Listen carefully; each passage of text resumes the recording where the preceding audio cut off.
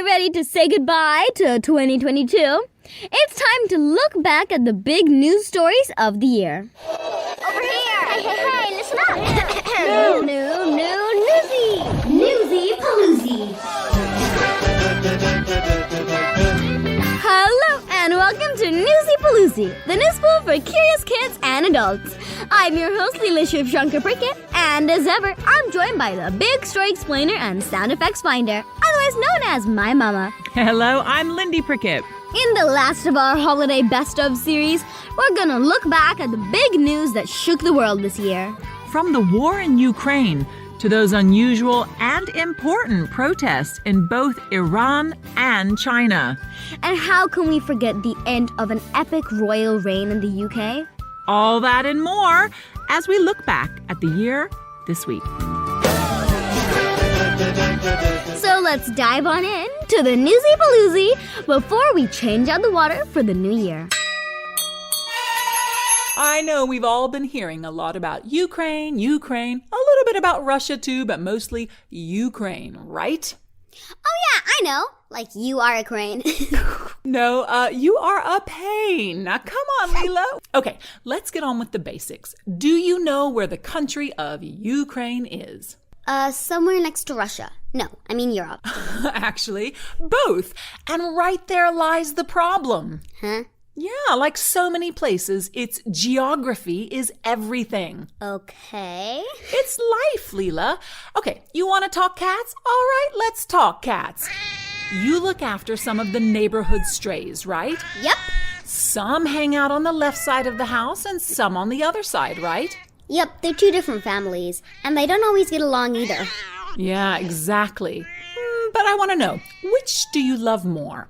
Mama, I could not possibly choose. I know, it's hard, right? You have ties with both sides. Yeah? Well, so does Ukraine. For decades, it was linked to the Russian Empire, and then it was part of the Soviet Union, which is... That was a group of communist countries ruled by Russia. Most of the last century, right? Well, in practical terms, yes, though technically it stood for the Union of Soviet Socialist Republics, but it was ruled by the Communist Party based in Moscow, Russia. So you're right. And communism is... when the government owns everything. Right.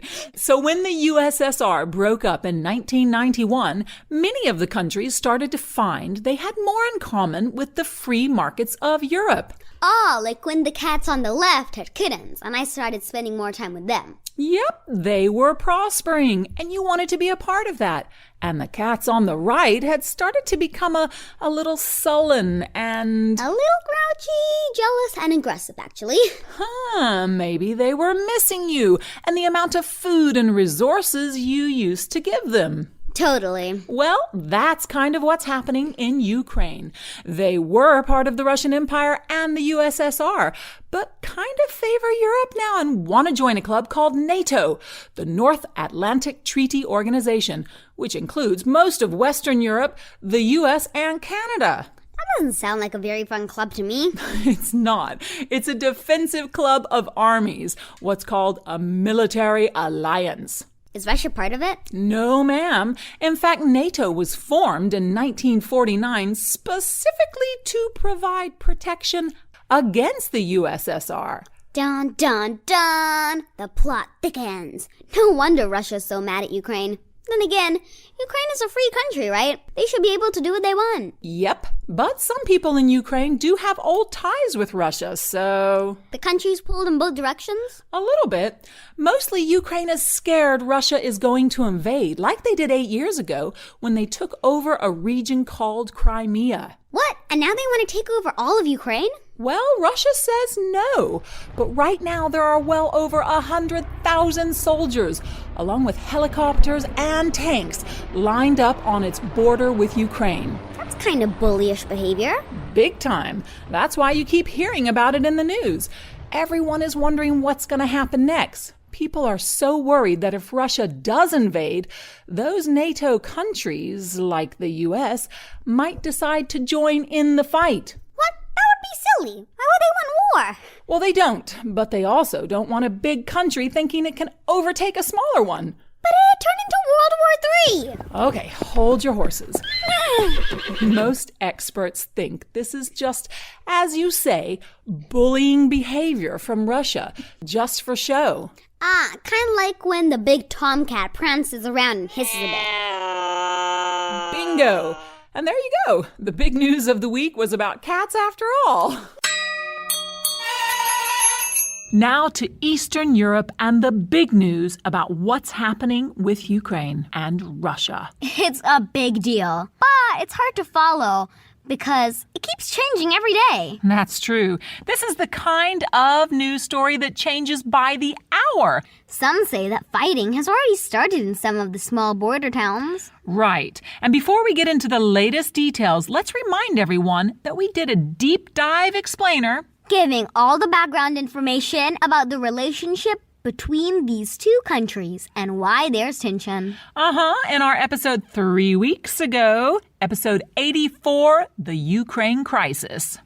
We even gave some helpful analogies, like a comparison with my neighborhood cats. Help you understand the situation better. Yeah, analogies rock. And now for the latest.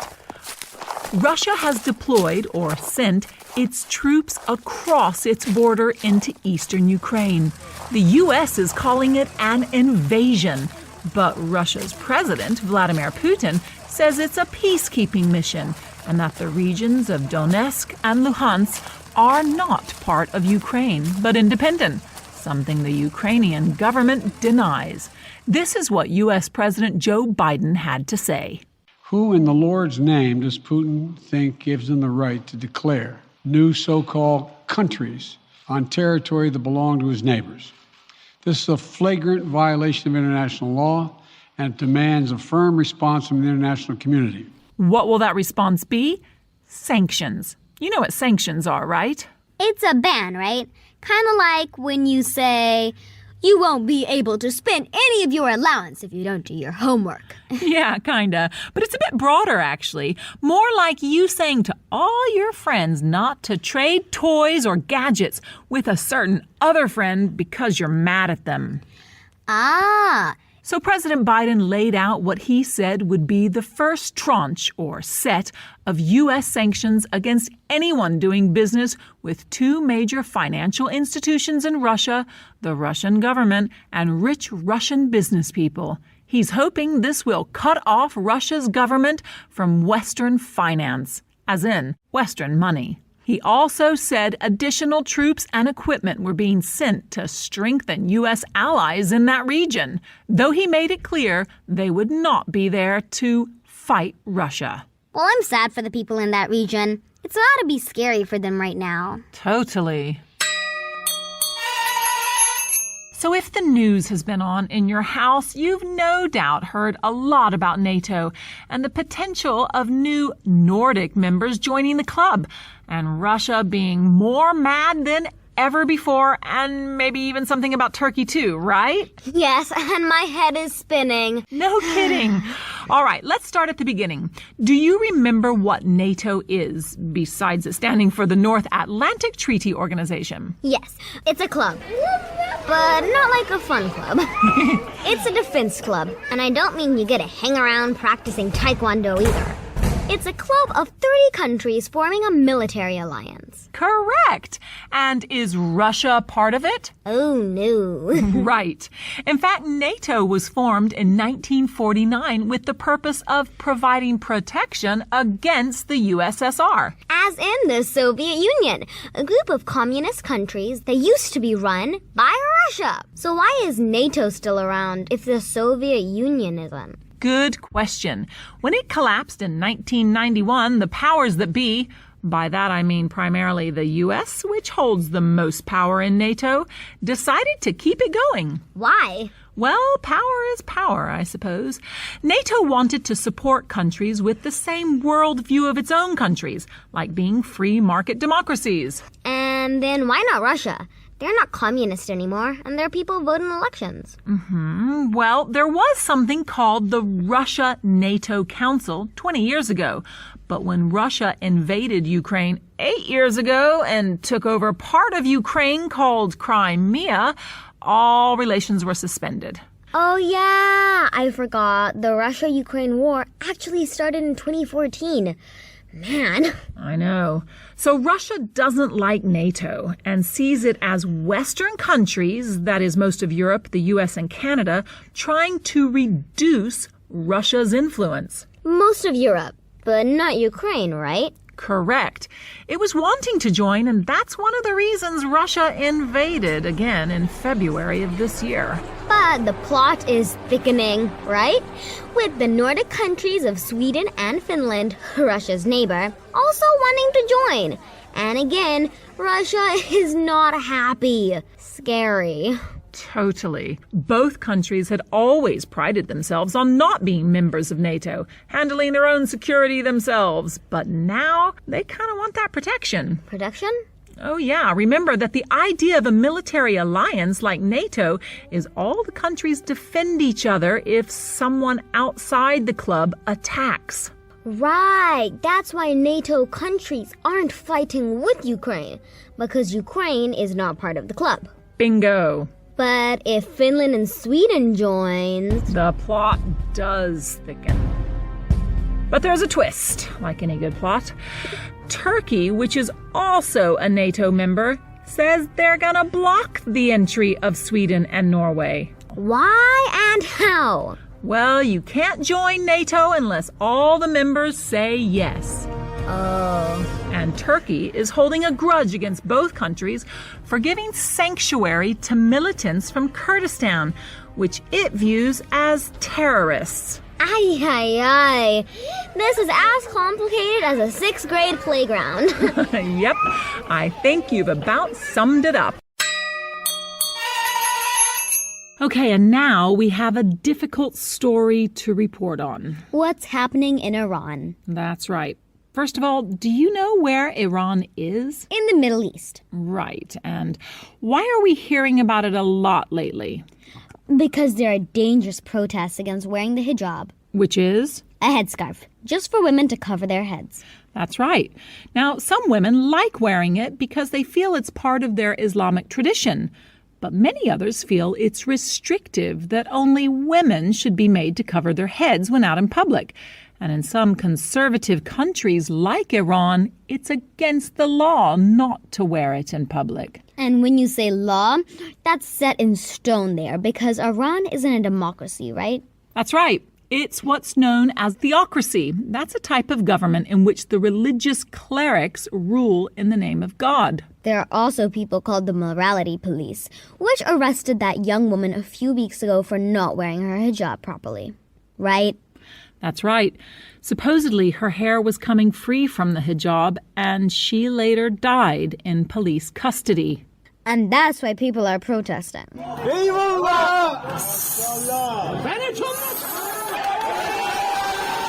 Yes, and what's extraordinary, in non-democratic countries with authoritarian regimes, it's super dangerous to protest. Like people can get arrested and get hurt? Yes, and worse, Leela. Human rights groups have said that at least 185 people have been killed in demonstrations there so far. But that's the extraordinary thing and why it's super important we do this story, because this could be a turning point in Iran. In the past, the police have scared previous generations into submission. Submission, like submitting something? Well, yes, accepting someone else's power or control over you. But not this time. They're shouting neither headscarf nor humiliation, and they seem unlikely to stop shouting anytime soon. I have a feeling we'll be doing this story a lot more. I think you're right, but let's hope it's some good news next time. At the age of 96, the Queen of the United Kingdom has died, and the country is in mourning. Queen Elizabeth II spent 70 years on the throne. Well, not literally sitting on the throne, but she was queen for over 7 decades. She was the second longest serving monarch in the history of the world. She was queen so long that she worked with 15 prime ministers of Britain and met hundreds of other world leaders, including 13 U.S. presidents. Meowsers. But when you said she worked with 15 UK prime ministers, she didn't get to tell them what to do or anything, right? That's right. Like most royalty these days, the British royal family are really just symbolic. But she was a much-loved figurehead for the most part. Some say her real job was keeping Britain together. Yeah, tons of people are paying their respects to her. There's even been a National Day of Mourning declared, where kids get the day off of school and all. Yeah, but I'm curious what the mood in the UK is right now. Me too. Well, let's cut across to our UK correspondent, Jackson Hosking, to tell us more. Good idea. Hey, Jackson, thanks for joining us. I hear you get to take the day off school to honor the Queen. We sure do, Leela. This is all part of what's being called the period of national mourning for Queen Elizabeth II. How long does that last? Until her state funeral, which is Monday the 19th of September. Wow, that's 11 days of mourning. So is it really sad and somber in the UK right now? Well, it's not like everybody is walking around crying or dragging their feet in a somber way. But sure, some people who are really big royalists, as in they love the royal family, are shedding a few tears. Most people really loved her being the Queen, including me. You might have even seen the thousands of people leaving flowers outside the Queen's 6 palaces. And in Scotland, people packed out the streets to see her casket going from her favourite home, Balmoral Castle, where she died, to the Scottish capital of Edinburgh. The casket will be on display there and then in London for hundreds of thousands of people to pay their respects. So who will attend the state funeral? Do we know yet? I guess it's going to be a huge event. Oh yeah, I'm sure it will be, but the guest list hasn't been published yet. Though US President Joe Biden already said he'll attend. I'm sure most big world leaders will too. So Jackson, when I was in London this summer, I was seeing ER everywhere, as in Elizabeth Regina. Regina means reigning or ruling queen, right? That's right, and Rex is for king. Well, that royal symbol is everywhere. It's on the mail or post boxes, on gates and bollards outside official buildings, on documents even. It's all gonna have to go, right? You said it, Leela. Not to mention all the money, coins and bills they'll have to change to CR, Charles Rex. Oh wow, that'll be a massive undertaking. Tell me about it. But it will happen, gradually, and the old money will still be legal for a long, long time. Well, that's good. So when will her son, King Charles III, be crowned, as in his coronation? No date has been set yet, because of the planning required. Because yes, it will be full of British pomp and ceremony. But he's now officially the king, right? Yes, a couple of days ago, King Charles III was proclaimed the United Kingdom's monarch in an ancient ceremony.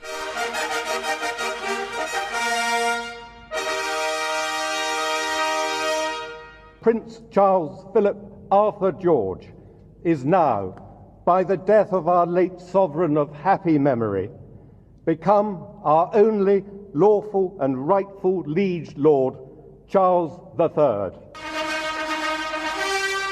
I hear one of his first acts as monarch was to approve a national holiday on the day of the Queen's funeral.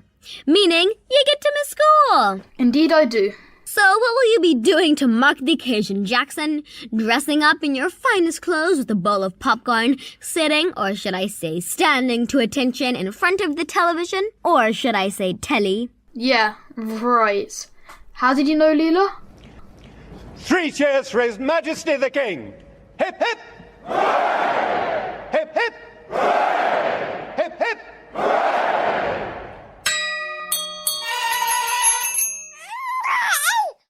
Ah, the sound of another baby being born, entering this world and populating our planet.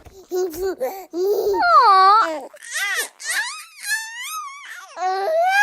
Yay. They're noisy little things, though. Sure are.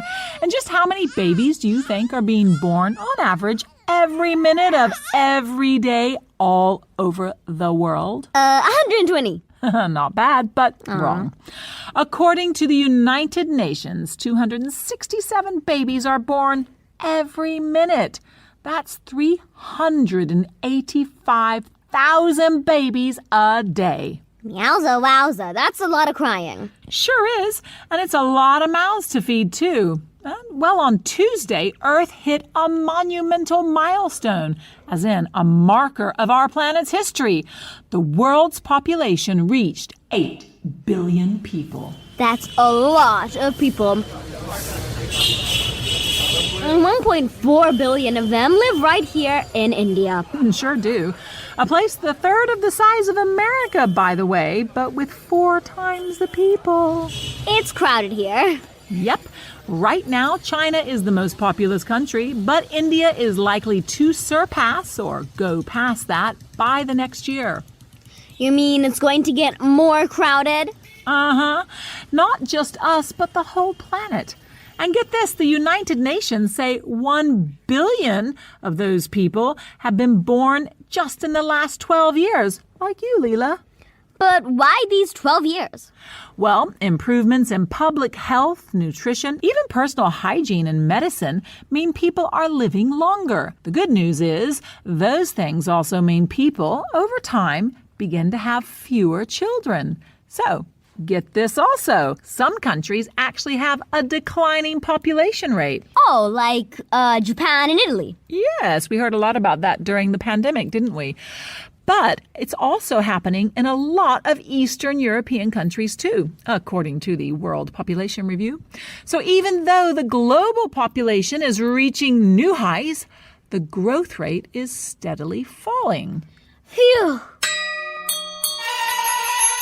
So you've maybe been hearing a lot of adults talk about China this week, or seen pictures or videos of people there protesting, and maybe been thinking, What's the deal with the white paper? or Why are some people holding up signs of math equations too? or just, What's the big deal about a few small protests anyway? Someone is always protesting about something somewhere in the world. right. Let's start with that one first. You're right, people protest all the time in democracies. What's a democracy again? Power of the people, a form of government where everyone gets a say, as in everyone gets a vote. And an authoritarian regime, on the other hand, is what? The opposite. Only the person at the top, like a dictator or a panel of rulers, has power. So people aren't free. Bingo. And do those authoritarian governments like it when people take to the streets to voice their anger over how they're being ruled? No way. Well, just like the protests for women's freedom in Iran, which are still going on, lest we forget. That's also why protests in China are a big deal. Last time people took to the streets in large numbers in the Chinese capital Beijing in Tiananmen Square, it was 1989. Troops armed with guns and tanks crushed the pro-democracy rally, killing hundreds, maybe even thousands of people. No one really knows for sure. So like in Iran, these protesters are super brave. They are. How did it all start anyway? Well, some say the Chinese people couldn't believe the pictures coming out of the World Cup, where it's clear the pandemic is over and very few people are bothering to wear a mask. But in China, they're still under tough COVID restrictions. What? They still have to wear masks? And where they go is restricted.